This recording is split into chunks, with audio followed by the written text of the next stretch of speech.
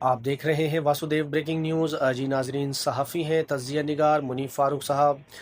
इनके हवाले से कहा जाता है ये डाकिए हैं, इस्टेब्लिशमेंट के डाकिए। इनको मतीउल्लाह जान साहब कहते हैं कि ये इस्टेब्लिशमेंट के डाकिए हैं, वहाँ से ख़बर लेकर आते हैं। और कुछ लोगों का मानना है कि ये इस्टेब्लिशमेंट के ख़ुद साख्ता तर्जुमान हैं, और इनकी ख़ुद साख्ता तर्जुमानी जो है वो इदारे को नुकसान पहुँचाती है, तो इदारे को इनसे दूर रहना चाहिए।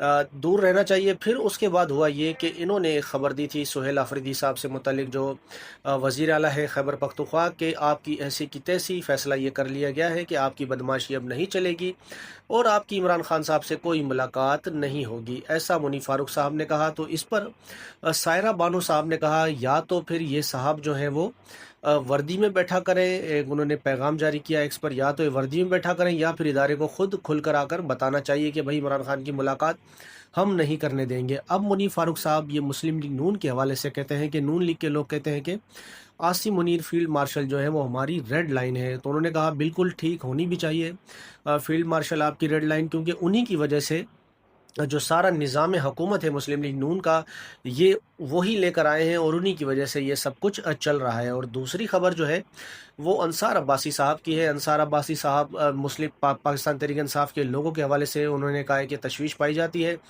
वकास अकरम साहब का उन्होंने नाम लिया, बैरिस्टर गोहर साहब, अली अमीन गंडापुर साहब, शिबली फराज साहब के जो लबो लहजा सुहेल आफरीदी साहब और जो जुनेद अकबर साहब ने अपनाया हुआ है, ये एक बड़ा तल्ख लहजा है और एक तसादुम की तरफ जा रहा है।